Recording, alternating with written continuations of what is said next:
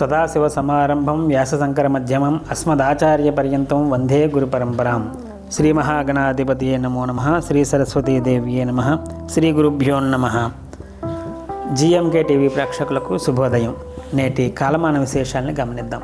స్వస్తి శ్రీ చాంద్రమాన విశ్వావసనామ సంవత్సరం ఉత్తరాయణం శిశిర ఋతువు మాఘమాసం శుక్లపక్షం తేదీ 29/1/2026 గురువారం.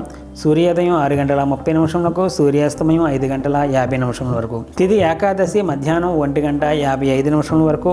నక్షత్రం రోహిణి ఉదయం 7:31 వరకు. తదుపరి మృగశిర నక్షత్రం తెల్లవారుజామున 5:29 వరకు. వర్జం మధ్యాహ్నం 12:39 నుండి 2:07 వరకు. దుర్ముహూర్తం ఉదయం 10:17 నుండి 11:02 వరకు.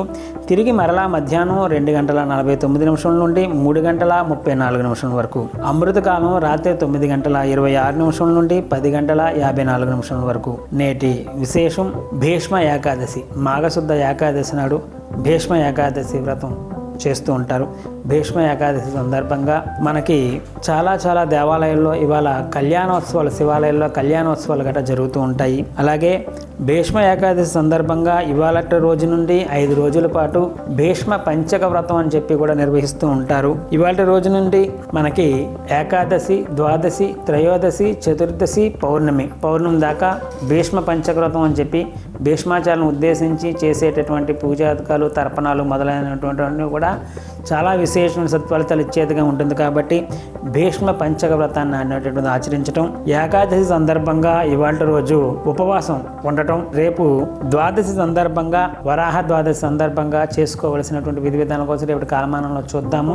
ప్రత్యేకించి ఇవాళ చేసేటటువంటి ఉపవాసం ఏదైతే ఉంటుందో అది చాలా విశేషమైన సత్ఫలితాలు సిద్ధించేదిగా ఉంటుంది. కాబట్టి ఉపవాసం పూర్తిగా ఉపవాసం ఉండలేనటువంటి వాళ్ళు, అనారోగ్యంతో బాధపడుతున్నటువంటి వాళ్ళు, వృద్ధులు కూడా అన్నం మాత్రం తినకుండా అన్నాన్ని భిన్నంగా చేసుకొని అల్పాహారం తినేటువంటి ప్రయత్నం చేయండి. ఏకాదశి నాడు అన్నం తినటం వల్ల విశేషమైనటువంటి పాపరాశిని మూట కట్టుకున్నటువంటి వాళ్ళు అవుతాం. కాబట్టి అన్నాన్ని తినకుండా ఉండడం చాలా శ్రేష్టంగా చెప్పబడుతుంది. రేపటి రోజుని, అలాగే ఇవాళ రోజు భీష్మ ఏకాదశి గురువారం కూడా కలిసినటువంటి రోజుని భీష్మాచార్యుల వారిని గురుస్వరూపంగా కూడా భావిస్తారు.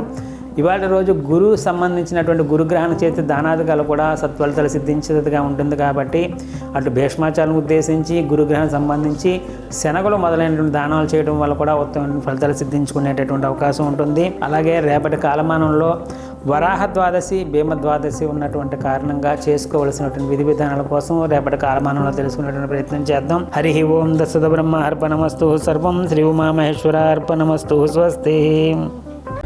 జ్యోతిష సలహాలకై సంప్రదించండి కోమలాపల్లి చౌడేశ్వరి నందన్ శర్మ, ప్రముఖ జ్యోతిష సిద్ధాంతి, ఆధ్యాత్మికవేత్త. శ్రీ చౌడేశ్వరి జ్యోతిషాలయం, చినరాజుపేట, అనకాపల్లి. Phone number 8500267002.